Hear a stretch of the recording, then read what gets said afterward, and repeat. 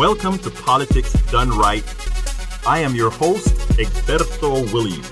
This is the progressive program that will take the mystery out of politics. This is the program that will encourage you to make sure government becomes we the people.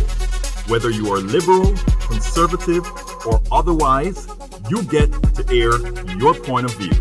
Remember, you can also send me a tweet to EGBERTOWILLIES. That is, at Egberto Willies.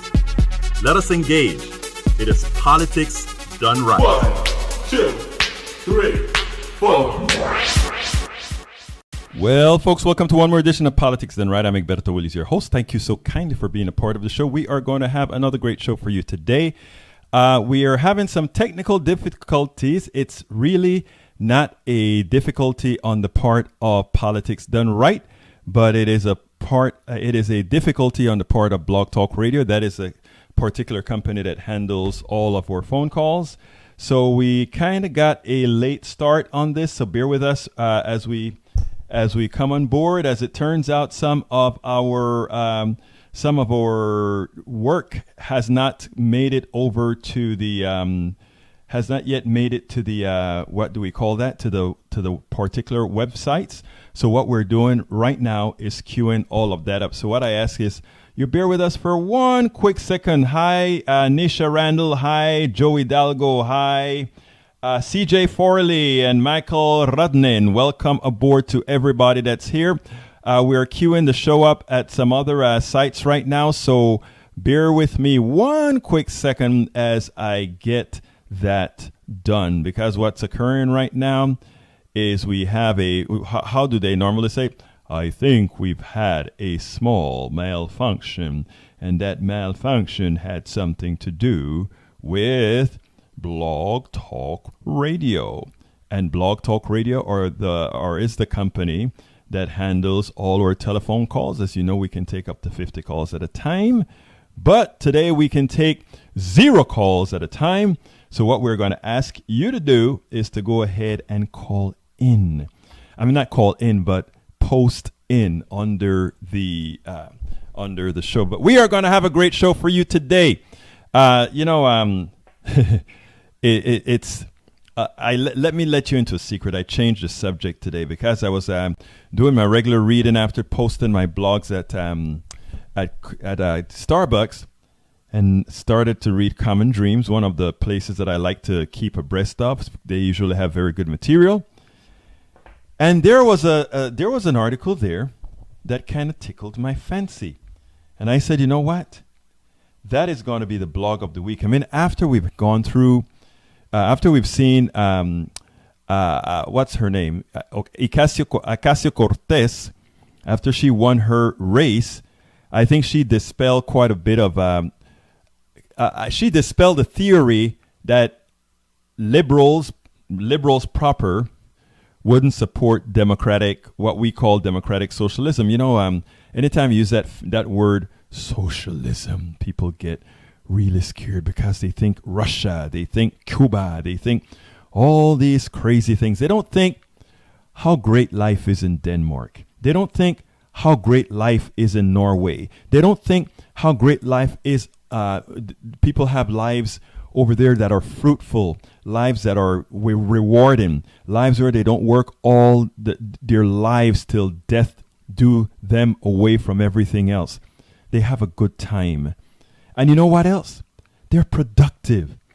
You know, Denmark, look at the windmills all around Texas and all these other places. Guess what kind of companies build those things? Danish companies. Great innovation. Going to college, I worked at KPFT, or rather, I have a show this show is also at KPFT 90.1 FM. One of the women there, Hetty, her son is going to be able to go to college for next to nothing. You know, good things. And I mean, people say, oh, well, the tax rates are very high. They're going to pay over 50% of their income in taxes.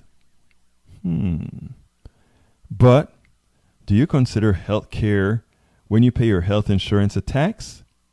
You probably should, right? Because you have to have it. So if you're paying $12,000 in health insurance, Suppose the government instead decide to just raise your tax bill by $8,000 instead of the $12,000 that you pay in healthcare insurance. Wow. And then that allows you to go to the doctor and you have no co-pays and none of that kind of stuff. And then you had to save all this money up for your kids to go to college. Just to find out that you just didn't save enough, right? And so here's all this money you could have spent into the economy to make the economy grow, but no, you're saving that money away to put your kid through college so that your kid can be productive to some corporation in society. So you've invested in educating your kid so that your kid can go work for a corporation. And when your kid go work for that corporation or that company makes an inordinate amount of money on your kid and gives them a little piece of the action that you paid to help build, that most of you paid your taxes to support. You know, we don't look at things that way. You know, we look at unfettered capitalism as the good thing. People are greedy. And because they're greedy, capitalism, unfettered, is the only way things can work. We have to get smart. Then there are other issues that we have, right? The government owns a lot of land, millions of acres of land. Hundreds of millions of acres? I can't do my math right now. A lot of acres of land. And on this land, there are minerals in gazoo, oil, magnesium, platinum. Well, I don't think I have platinum out there, but all these are the carbon, all these minerals that we need. And a corporation goes ahead and say, okay, we just want a license and we can extract all that mineral that wasn't put there by those investors. The minerals wasn't put there by the shareholders. The mineral wasn't put there by all these people. The mineral was there. They give the government a little stipend. And then forever, as long as the mineral lasts, and go take a look in Minnesota where there's that big hole that they're still digging. What is it? 3Ms? Digging stuff out of the hole for decades. And all those shareholders are partaking of that, and you get peanuts from the land that belongs to us all, but it's called unfettered capitalism. You know, it is not really free enterprise. Democratic socialism believes in free enterprise with social responsibility, healthcare for all, education for all, that you don't have to die if for some reason you were born on the wrong side of the tracks.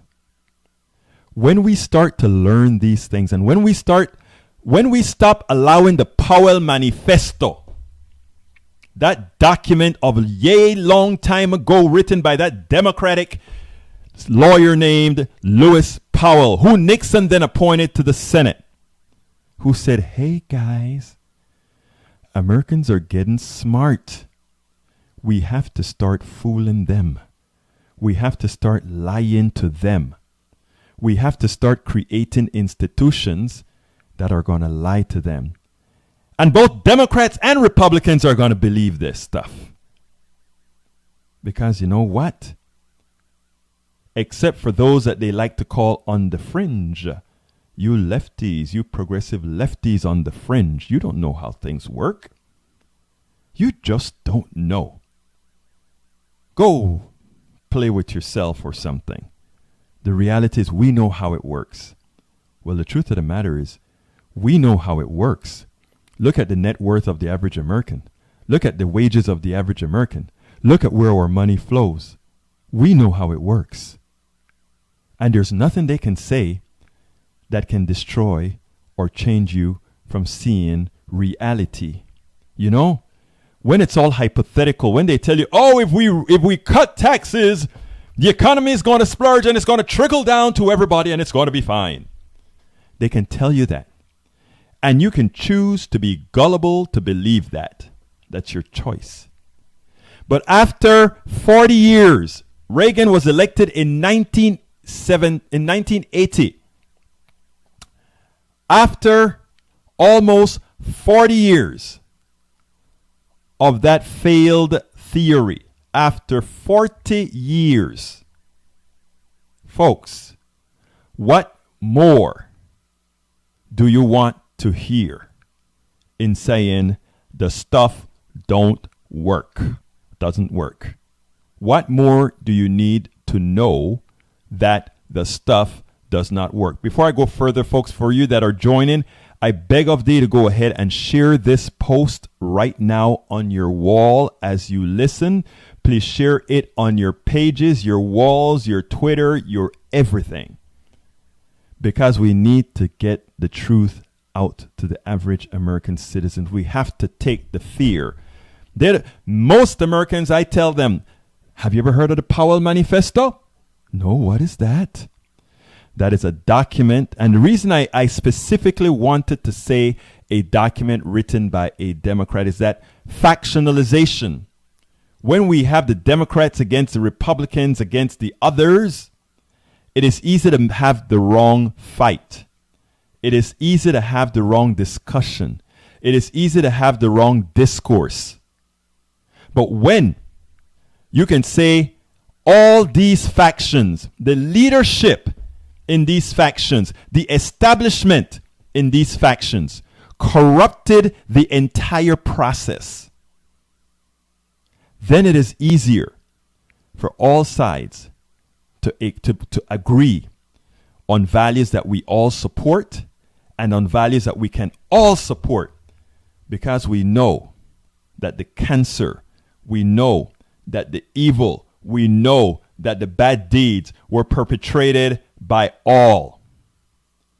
After all, if you read my book as I see it, Class Warfare, the Only Resort to Right-Wing Doom. Again, my book, Class Warfare, the Only Resort to Right-Wing Doom.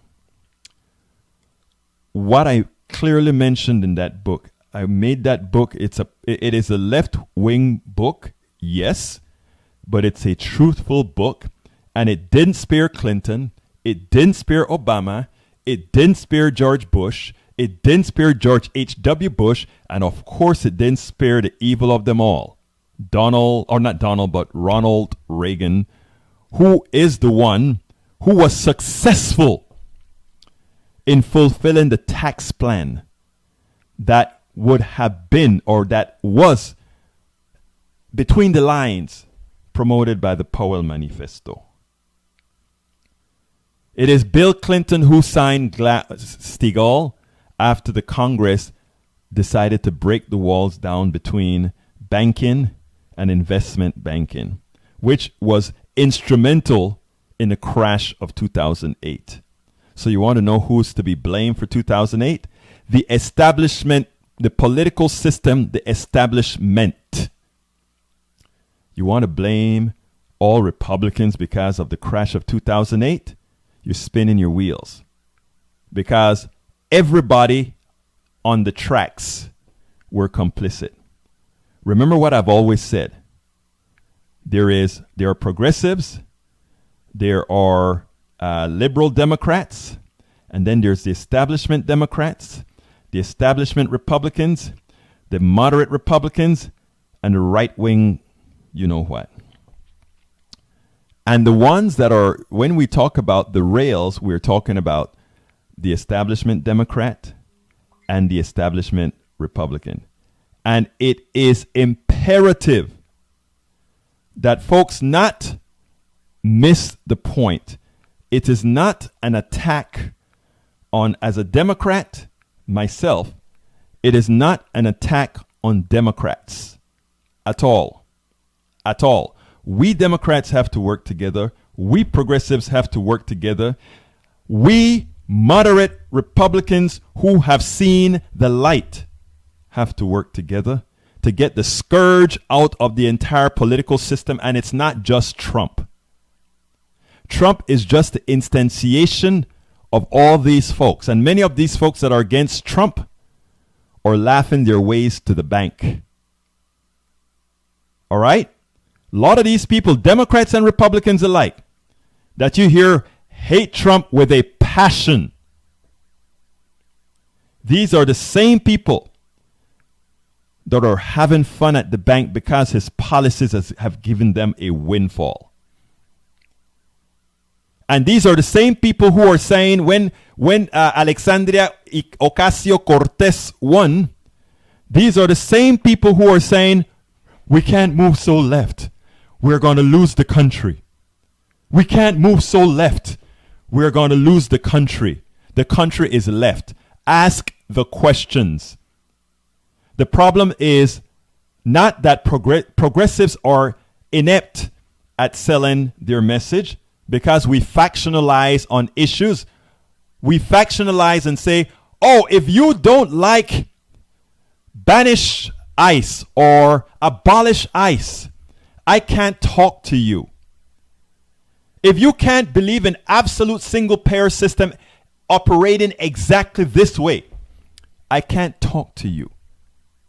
If you can't do these things exactly as I want them, I can't talk to you, or I won't be with you. Progressives, Democrats, progressive Republicans must use their heads now. The factionalizations instantiated by the Powell Manifesto through the Cato Institute, through the Heritage Foundation, and all these guys are playing with you. What we have to do, there's something that I said at a meeting where I said, I think it was at the where was it? I think this was at the we were actually supporting Beto. We were making phone calls for Beto ORourke, who's running for Senate against Ted Cruz. And what we said was, look, Egberto Willies, Politics Done Right, supports abolish ICE. Politics Done Right supports those who don't want to talk about abolish ICE. I support those who support wholeheartedly single-payer healthcare, single-payer Medicare for all in that absolute terms. I support you, progressives. I also support those who simply want a Medicare buy-in. I support you too. I support every single person with gradation of progressive values that move every American forward. However left or not so left you go.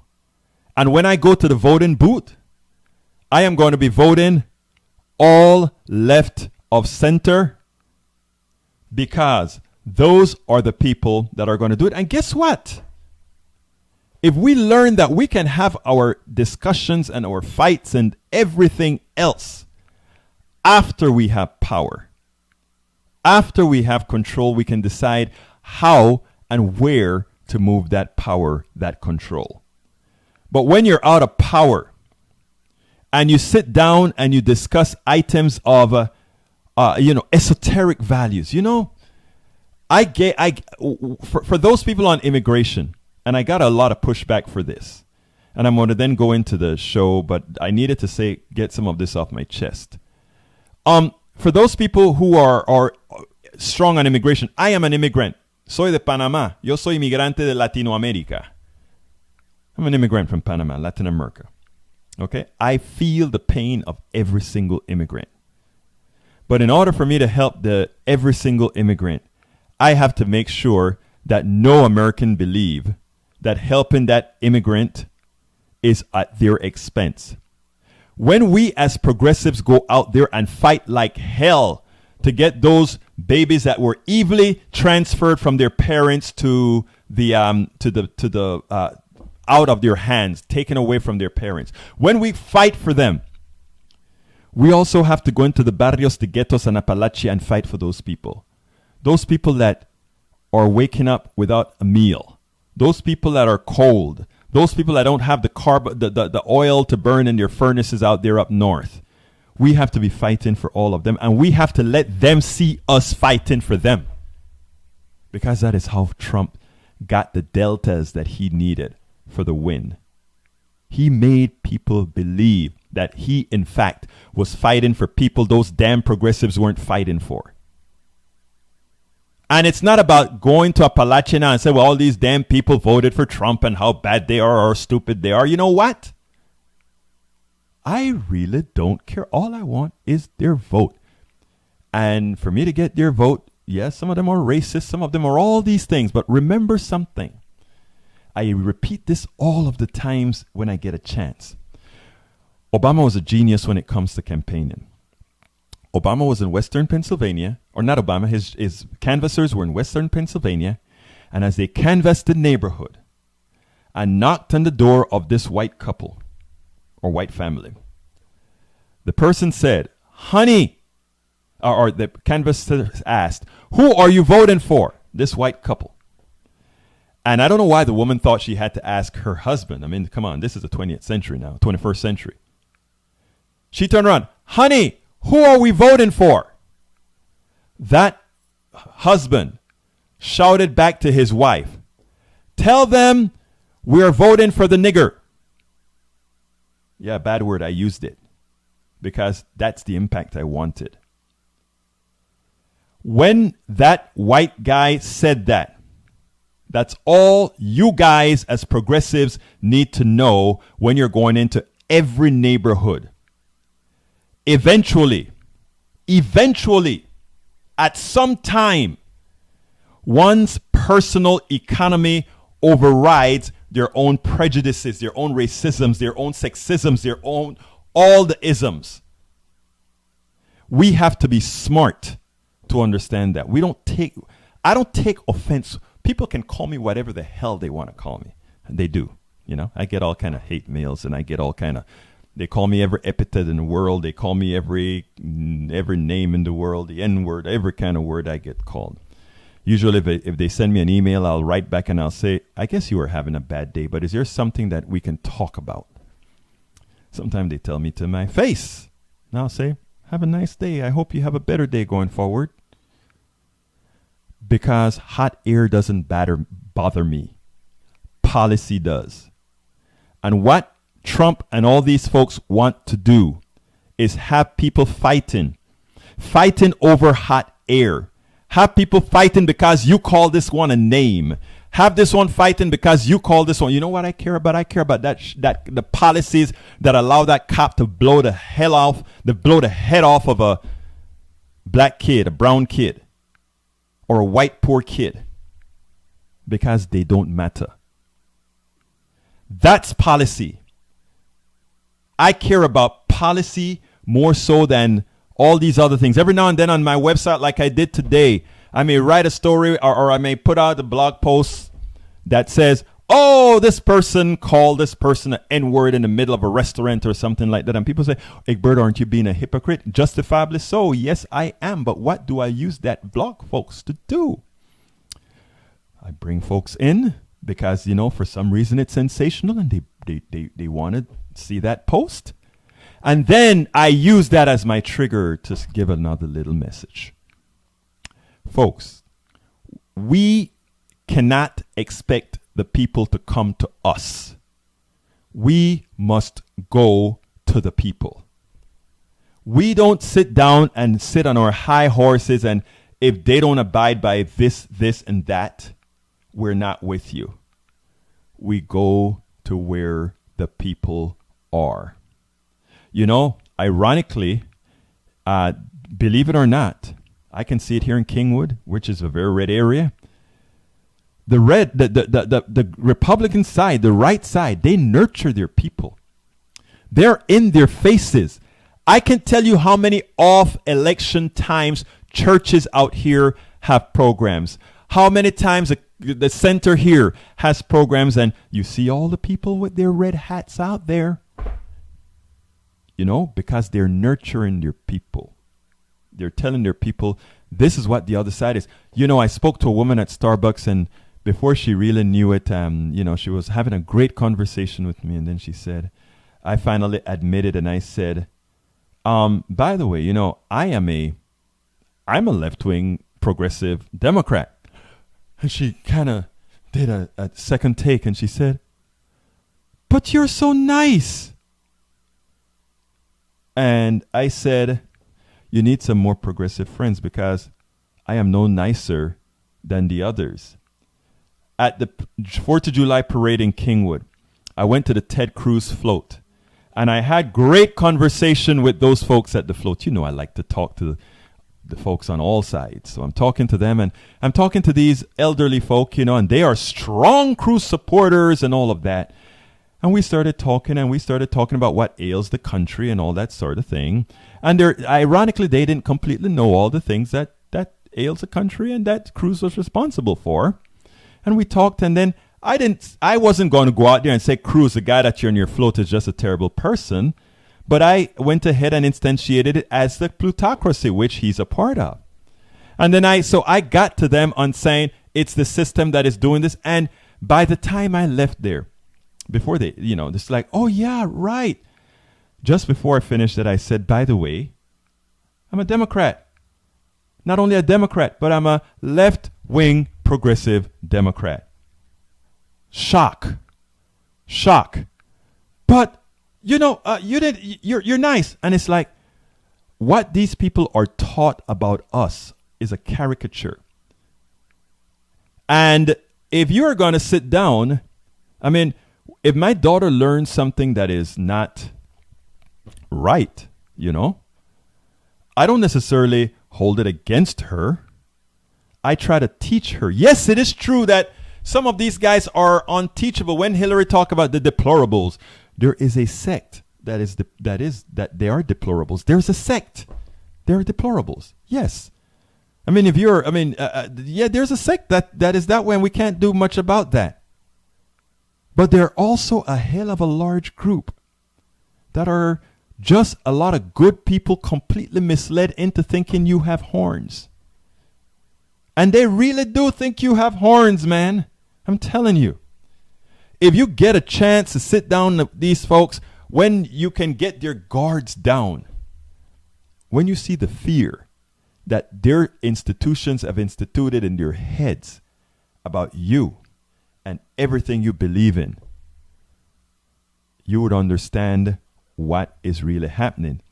And if you don't understand what they're doing, you've allowed the plutocracy to win.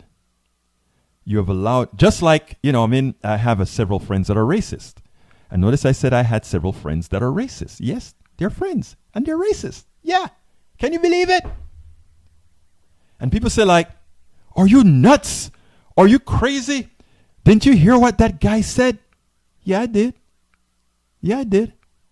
But here's the deal. And this ties in a little bit as well. I go out there preaching that race is a social construct. After all, you know, I've seen, you know, a black person can not be compatible. Heart could not be compatible with another black person's heart, and then that heart is suddenly compatible with another white person's heart, or a Chinese heart, or something like that. We're interchangeable, right?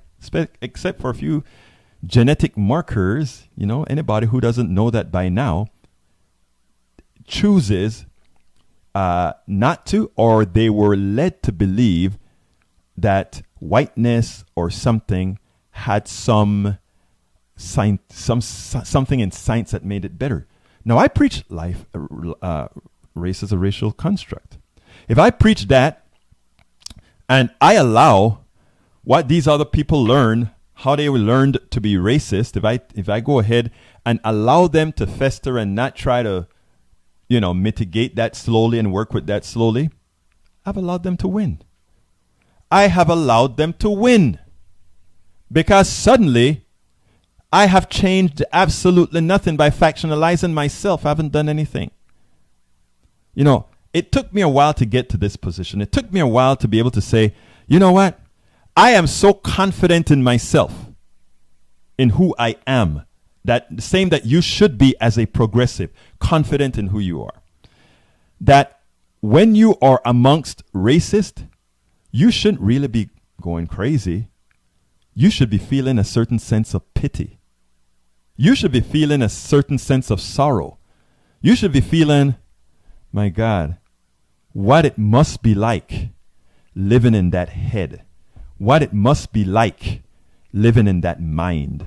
what it must be like to have to live that way. You know, because those that are pulling the strings, they know better. You know, they know better. You know, everybody, oh, Trump is a big time racist. I'm not worried about Trump. You know why? I use Trump because that's what everybody talks about and everybody understands Trump. I talk about Trump a whole lot because that's what people are listening to right now. But it has very little to do with Trump. Trump is just the instantiation. He's just a manifestation of a design. That's all he is, the manifestation of a design. Trump is no different than the core of the Republican Party and factions within the Democratic Party. And yes, I said that. He's no different. He's just the formalization now in power of that. And until we learn that, until progressives put that in their heads, and then be able to fan out in every community, whether they like you or not. Read my blog post from Sunday, not this Sunday, but the previous Sunday at the Daily Coast. Because what I said is this. You know, you got to go into these communities. People are not going to like you. They're going to hate you. What the hell are you doing here now? Where have you been? We've never seen you. You must be up to something. And you tell them, yeah, you sure as hell. I'm sorry for not having been here before, but I'm going to be here now. And I beg that you give me a chance to really talk to you. And some of them are going to spit in your face. Some of them are going to throw the stone at you. Some of them not going to listen, but a few will. And a few that listen to you may actually start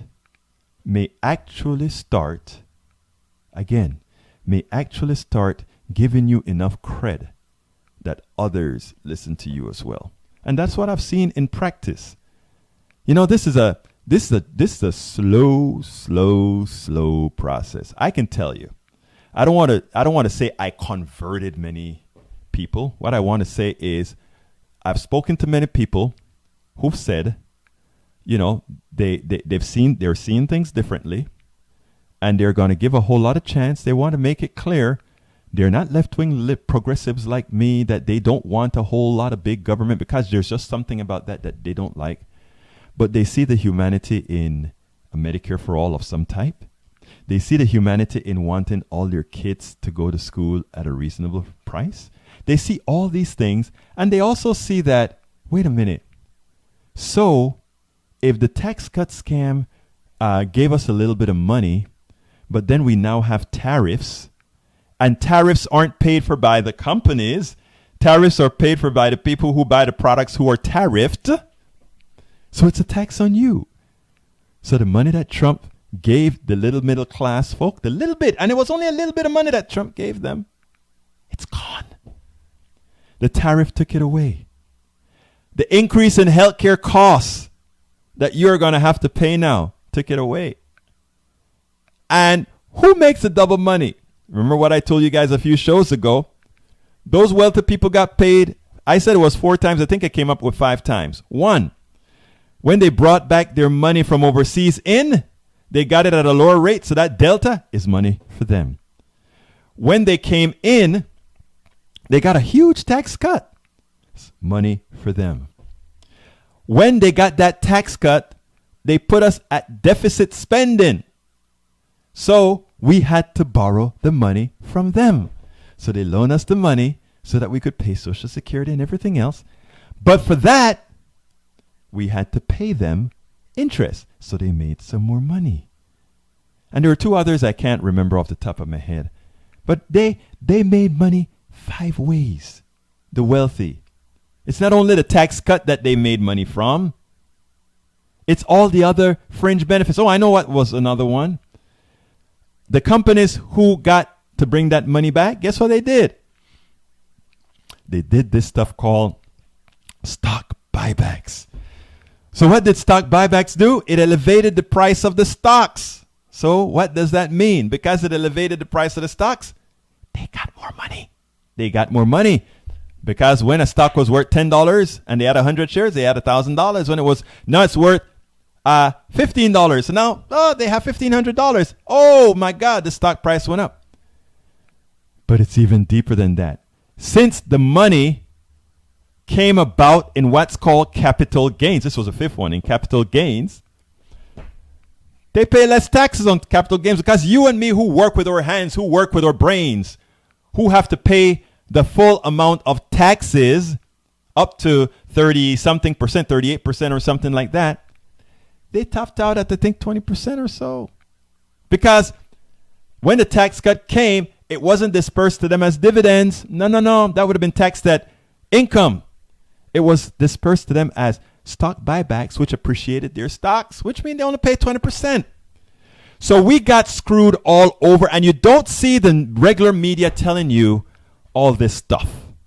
They're not telling the folks in Appalachia. You know, progressives just know if Trump did it, it's probably wrong. So a lot of people, a lot of us are just as uninformed as those people in Appalachia. It's just that since it's Trump who did it, a clock is right twice a day, right? So, since it's Trump who did it, we know it's likely wrong.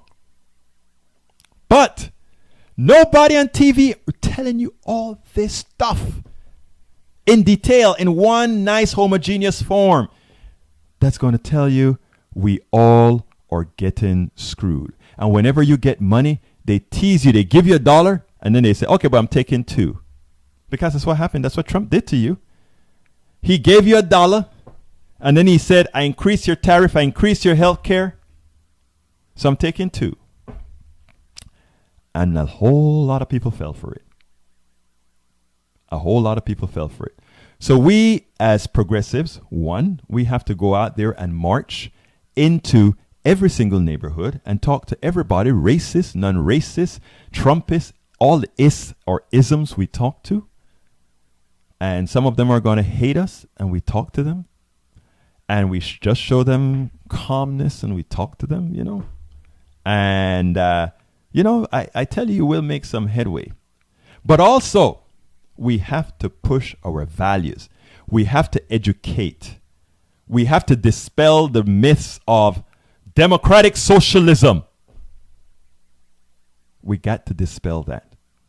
We have to teach people what we're really talking about. We have to turn them on to Sweden, Denmark, Norway. And all these people that take care of their own. Even Canada, which is not as far out as, let's say, a Denmark. But even Canada is way ahead of the curve in taking up their people. Nobody goes bankrupt when they get sick. These are the things. So anyhow, I went on a long rant, but I needed to get this out, and I wasn't going to get it out with this. So here is the deal. This program is titled, Be Afraid. Be very afraid of democratic socialism, as it will destroy America. Not. Folks, please share this program. Please share this program. It's very important that we share this program on your Facebook page, your Facebook wall, and everywhere else. I am not going to read the whole blog. I'm just going to first tell you, America is at a flex point. Or rather, the subtitle is, Many young candidates and activists are the best ones in getting the real message out about the real meaning of democratic socialism, and they are getting elected. Don't believe what Nancy Pelosi is telling folks right now. Or all these other people. Oh, you can't say those words because somehow it's going to turn people off. You first talk policy with these people. You first talk to them about what you are going to do for them. And later on, when a Republican or somebody comes in and says, that is socialism, you say, no. Did the people like what I just said? Yes. That is democratic socialism with complete free enterprise. Free enterprise. Everybody can own whatever they want, own their own companies, but we are responsible. We take care of the earth. We take care of everything. We handle our social values. Now, America is at a flex point. We must get it right, lest our precipitous decline continues. It is time for a new paradigm that is capable of giving every able-bodied American equal access to success. It is clear our current system, based almost entirely on greed and legal theft, cannot give the vast majority of Americans a life of dignity they deserve. Unfortunately, many do not even know how bad they have it because they have known no better. And many who feel the pain are blaming others for taking away something they never had. It is clear both education and strong and incessant progressive activism is needed. And it is needed right now. But folks, do you know what time it is? It's time for the weekly blog post. Okay, I'm going to read the blog post rather fast. I'm not going to go into the soliloquies that I normally go between the blog posts because, again, it's online and you can just go to the blog post for this show and read it directly. But folks, for those who are not at the post or just listen, that's the reason I always read the blog post of the week. Folks, if you're just joining us, please share. Please share this stuff on your wall, your page, Twitter, Tumblr, and everywhere else. Anyhow, the title of the post is a post that I saw at Common Dreams. It's called "The Establishment is Wrong, Midwesterners Are Hungry for Democratic Socialism." Actually, I changed the title. But anyhow, in recent interview on CNN, Senator Tammy Duckworth, Democrat of Illinois, claimed that candidates who push policies too far to the left won't be able to win in Midwestern states. It's an idea that many Democrats have returned to in the wake of surprises like Democratic Socialist Alexandria Ocasio-Cortez' New York primary victory in June. Then the theory is that more bold left-wing ideas might appeal to some voters on the coast, but average folks in the heartland aren't interested in scary ideas like socialism. While this argument may comfort mainstream liberals, it's not one that reflects the history or the present of socialism in the Midwest. From the workers' struggles in the 19th and 20th centuries that won the 8-hour week to the growth of a fighting labor movement to my own election as a millennial socialist city council member in Chicago, Midwesterners have consistently backed socialist movements and socialist candidates that reject the political status quo and fight for the working class values of solidarity and equality. Indeed, despite that, what Duckworth or anyone else might think, socialists have a long history in this region. Eugene Debs, whose labor and political activism is around the turn of 20th century, made him the most important socialist organizers in American history and one of Bernie Sanders' icons from Terre Haute, Indiana. Sewer socialists governed Milwaukee and other areas of Wisconsin for decades, including Victor L. Berger, who in 1910 was elected House of Representatives, the same position Ocasio-Cortez is on the verge of winning this November. Midwestern cities and towns such as Dayton, Ohio, Minneapolis, Minnesota, and Flint, Michigan all have proud socialist backgrounds. Appeal to Reason, the most widely read socialist publication in U.S. history, was published out on the plains of Girard, Kansas. Oklahoma was a national hotbed for Socialist Party organizing for much of the 20th century's first half. The Midwest has also been home to militant workers organizing for over a century, from the Haymarket massacre in Chicago that sparked the modern American labor movement as we know it today. To the founding of public sector unionism out of Wisconsin in the 1950s. To more recent fights like the Chicago Teachers Union's 2012 strike. Far from being allergic to socialism and class struggle, as Duckworth suggests, the Midwest has always been a region steeped in it, even leading the way. This isn't an ancient history either. In the most recent Democratic presidential primary, Senator Bernie Sanders, for whom I was a proud delegate to the Democratic National Convention, ran an unapologetically left-wing campaign, proudly fighting for popular policies like Medicare for all, a $15 minimum wage, and free public college, all while proclaiming himself a democratic socialist. Were Midwesterners scared off by his clear embrace of socialist ideas? Far from it. Sanders won primaries throughout the Midwest, in states like Wisconsin, Minnesota, Michigan, and Indiana, and barely lost in Iowa, Missouri, and Illinois. And look at my own election. This is the young man who wrote the article. I'm a 29-year-old member of the Democratic Socialists of America, DSA, who was elected to the Chicago City Council in 2015. I ran on an unabashed platform of fighting for this city's working class, fully funding public schools, opposing privatization, ending corporate welfare, preserving and expanding affordable housing, and reopening shuttered health clinics. And I wasn't afraid to call out the corporate-friendly Democrats who continue to cut vital social services while giving handouts to corporations and the wealthy. You want to talk about socialism? You want to talk about welfare? That is what the corporations get. Did this bold political vision make voters skittish? No way. They chose it in a landslide. 67% of voters in the 35th ward on Chicago's northwest side voted for me. The same has been true outside of the major urban areas as well. Last year in Rock Island, Illinois, millennial diesel mechanic and Democratic Socialist Dylan Park, and I wrote about him in a blog on egbertowillies.com, won election to the city council on a broad platform for the many and not the few that included equitable economic development and universal broadband internet access. Indeed, this hunger for anti-corporate, anti-establishment politics is spreading throughout the Midwest. You can see it in the massive growth of the Democratic Socialists of America, currently boasting over 44,000 members. Ocasio-Cortez and I are both members of DSA, which has seen chapters spring up everywhere from Indianapolis and Cincinnati to Des Moines, Iowa, and Michigan's Upper Peninsula. My own chapter in Chicago now has over 1,500 members. The Democratic establishment may not want to acknowledge the growing popularity of the party's left flank and its agenda of fighting for real social, racial, and economic justice, but if they hope to win, it's time they embrace it. If they don't, we'll take them head on. Midwesterners aren't a monolith, demographically or politically, and we are also not scared of bold left-wing policies. In fact, we are hungry for them. That vision is firmly rooted in the Midwest past. It's all our future. We have to remember something else, and I want to point this out to people.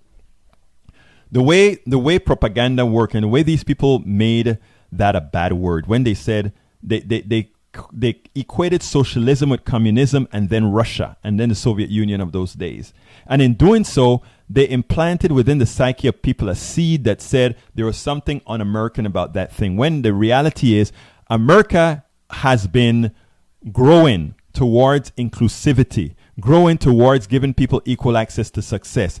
An unfettered capitalist system does not, I repeat, does not give people equal access to success. It depends on someone having capital. It depends on somebody saying, I will reward you with capital based on your ingenuity. But you know what? There are a lot of ingenious people. There are a lot of intelligent people. There are a lot of smart people. There are more smart people going around that could do what those billionaires are doing than there are billionaires. Okay? Every single billionaire out there, the owners of capital right now, there are hundreds of thousands, if not millions of people that are much more capable than they are. But in the what I call the aberration of unfettered capitalism, what we have is some people are able to hoard money without having provided any service, without having provided any value, without having to do anything. When we look at Jeff Bezos, the owner of Amazon, I just bought some stuff from Amazon. When we look at somebody like Jeff Bezos, worth the richest man in America, I think now, worth billions, right? But what does he know? He put something together off the intellect of thousands. But the thousands do not partake but of the small taxes that he pays. And notice I say it's small because capital gains you don't pay any taxes on until the capital gains are realized. And even then, it is less than it would be if it were income. Folks, I so need you to get it. We so need us to get it. We so need us to understand the scam. Oh, you know, there was a time that we had Trump talking about it's rigged, it's rigged, it's rigged. Yes, it's rigged. That a dunce like Donald Trump, because he had access to capital, could be where he's at, is proof positive of what a corrupt, a system that is not based on your own ingenuity can do. So when you hear all these other people putting down all those who said we want Medicare for all, you know, I'm not, let me tell you something. I am not going to campaign to just say, I am a democratic socialist and this is what we want. I'm not going to be going out in the streets and doing that. Defeats the purpose, right? I'm going down the streets and telling, and I'm using my platform, my blogs, my radio shows, my videos to tell people, this is what progressives want to do for you. Elect progressives, and this is what we're fighting for.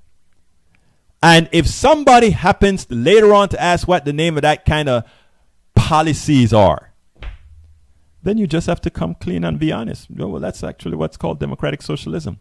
You can still own your bakery shop. You can send corporations can still exist. They just have to be good citizens. They can still exist, and they go, oh, competition, competition, competition. Denmark is doing quite well. And then they say, oh, but you're going to tax me a lot. Yes, we are. And we're going to tax everybody quite, But you know what? You're paying it. You make $50,000. And if you have to pay $3,000 in health care, right? That's a tax. That's money you can't use to buy your folks stuff. Those are things you can't use to buy other people's things or to help yourself. It is going into the pocket of the insurance. The insurance that the shareholders of the insurance company and owners of the hospitals, et cetera, et cetera, et cetera. Folks, you're paying the tax right now because all these other things that you have to spend on, that the society as a whole say it's a right for you to have health care.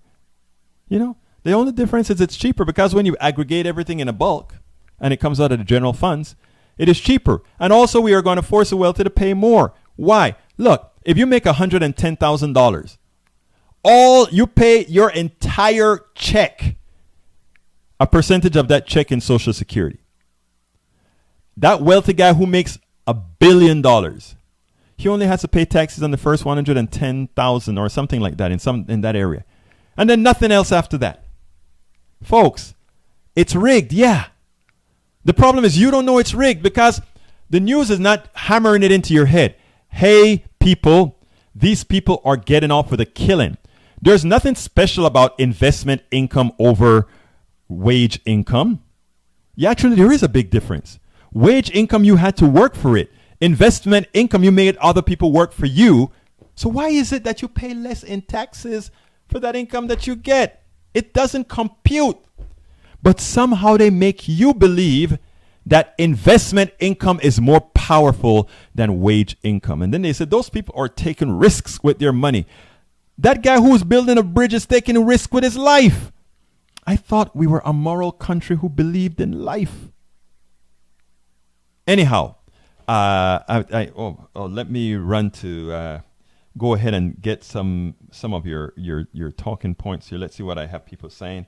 I ask you to forgive me, but today, after seeing a lot of the news and seeing some of what our progressives are saying, etc., I felt it my responsibility to say some of what I'm saying today. So I hope you got something out of it. I pray that you got something out of it.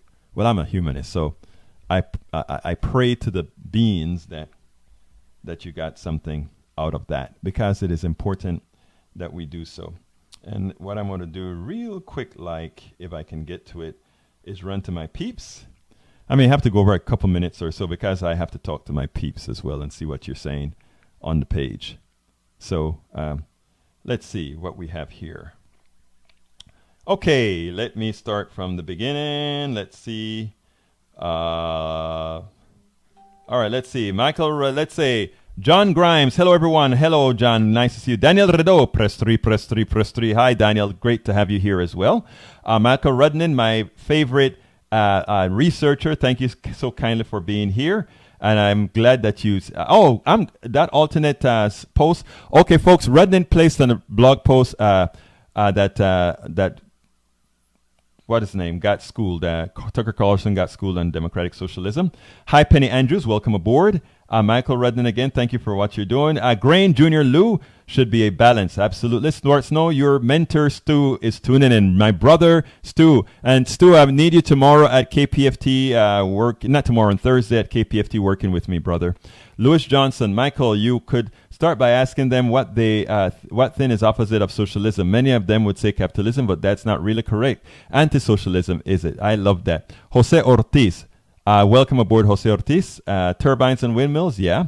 It gives me a chuckle. Windmills, wind turbines, not windmills. True, absolutely so. Windmills are the one, and the air turbines usually run on either with gas or water or something like that. Have different shape, and the turbines are also in the airplanes, etc., and jet engines, etc. Okay, let's see who else I want to acknowledge. Case Escamilla, welcome aboard. Michael Rudnin, I've mentioned you before. You're a regular. Let's see. Who else I want to acknowledge? Okay, it looks like I That's what I needed to do. Bring in some more comments. That. Okay. Now, folks, we are really almost out of time. But before I go, I have some great news. First of all, before I go into, I want to remind you folks, all my dear listeners, this is a progressive show that needs your support. So I ask you to go to patreon.com/politics done right. If you're listening and not seeing it on the screen, patreon.com/politics done right. All one word. patreon.com/politics done right. Go there and please go ahead and become a subscriber of Politics Done Right. We need you. We need you to be a part of us. We need you so badly to be a part of getting the progressive message out, because you know what? There are not a whole lot of people digesting the message and telling you the message as it should. And please take the link as well and share it on your page. Share it all over, please. Let folks know that there is a program here that it's trying its utter best to make sure you are informed. That is my goal in life. That is the reason I gave up my a very successful software company to become a full-time political activist. Now I'm living on fumes, but hey, that is what it takes. Folks, people always say somebody else is going to step up. I told myself, enough of saying somebody is going to step up. You have to step up. And the same with all of you. I ask, if you have the wherewithal to do so, if you're able to, please become a subscriber to Politics Done Right. And guess what just came in today? We are going to Netroots Nation. So our banners are here, but we have something special for you as well. All of you that are members already, if you, I think when you become members, I don't think you, or when you become subscribers, and this is funny, right?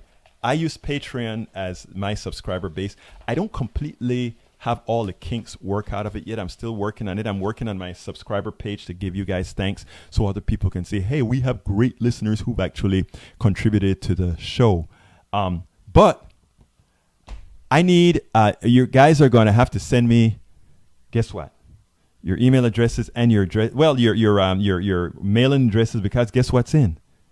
Yes, the bumper sticker for Politics Done Right is in. So, folks, we are ready to pass them out. We made several thousands of these guys. So we have the bumper stickers ready to go for you to put it out there and let them folks know that you are a supporter of Politics Done Right. So, folks, please go ahead and sign up with Politics Done Right. Go to Patreon, patreon.com/Politics Done Right. And you have all the goodies. Of course, you know my book is involved. For those of you who bought at a certain level or came in at a certain level, you actually get the e-copy of the book right away. You just have to go to the site. And because you are a patron, Patreon knows how to automatically give you the book or something like that. But we need your support. We need you to support progressive media. Not only us. We need support for the coffeepartyusa.com. That is a middle-of-the-road group that's not a progressive or liberal. It's everybody. But, of course, you want dailycoast.com, the biggest progressive site on the planet. And you want opednews.com, another progressive site. Then there's Democratic Underground. Democratic Underground, wonderful site that, everybody just shoot. I mean, it's wild, Democratic Underground. In fact, I get a hard time there sometimes because sometimes I'm too democratic, sometimes I'm too left, sometimes I'm too middle. I don't know. I know where I'm at. And then, of course, you want to donate to folks like kpft.org, where I do this show as well, kpft.org. Go ahead and support progressive media, though, folks. If we want to have an educated people, when we talk about those folks in Appalachia not knowing, by the way, I have Appalachia listeners, and I have a few members in Appalachia. I mean, a few people who are from Appalachia who are members. They've seen the light. They've seen the light. And they're sharing this stuff too. That's what we want. We're not going to do this stuff overnight. We're not going to change minds right away. It's not going to happen like that. And by the way, I'm going over, but I have to tell you guys something else. I started late. I am tired right now of the Supreme Court propaganda that's going on right now. Look, we've lost it. I don't want people to give our base false hope that somehow we are going to get these two senators, Murkowski and the other woman, that somehow we are going to get them not to fall in line. I don't want to fool folks. Look, if that happened, that would be great. In my humble opinion, yes, go out there and fight. Go out there and raise hell just to bring up the notion, just to bring up let people know that we object to it. But do not give, in all those mail-outs that I'm seeing requesting money from people, do not give or base false hope that somehow we are going to be able to stop that Supreme Court justice from being placed or seated. Because most of the progressive people that are sending you those emails know the truth. They know that they probably stand at best a 1 or 2% chance of winning. In politics, that's nil.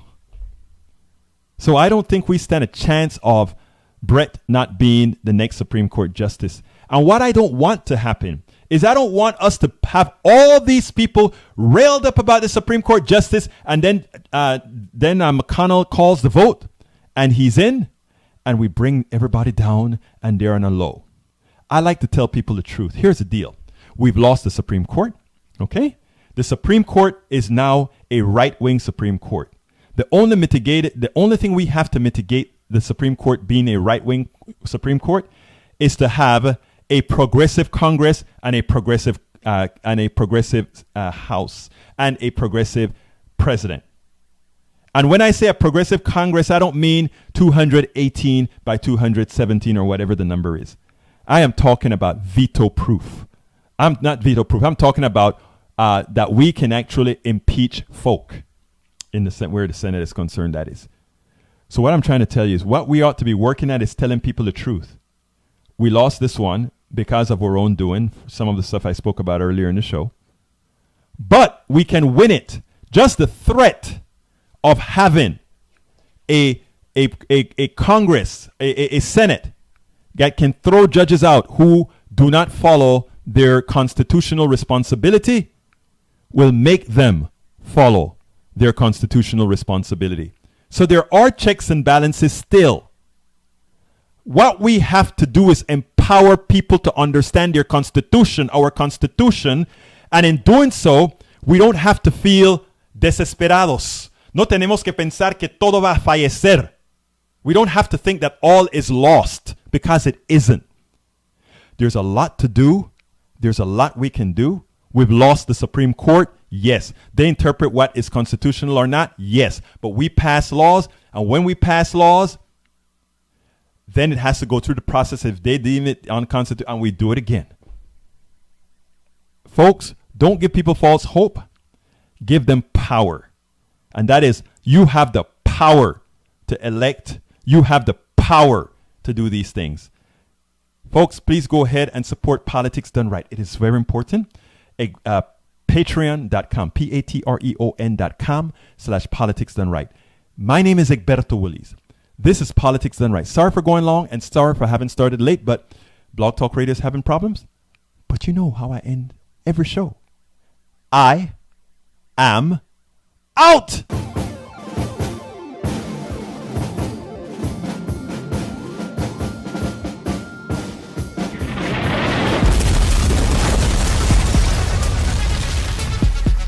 Welcome to Politics Done Right.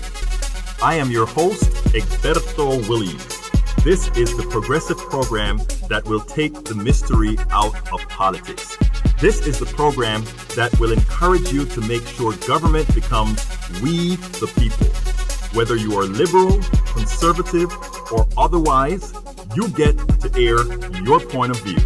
Remember, you can also send me a tweet to EGBERTOWILLIES. That is, at Egberto Willies.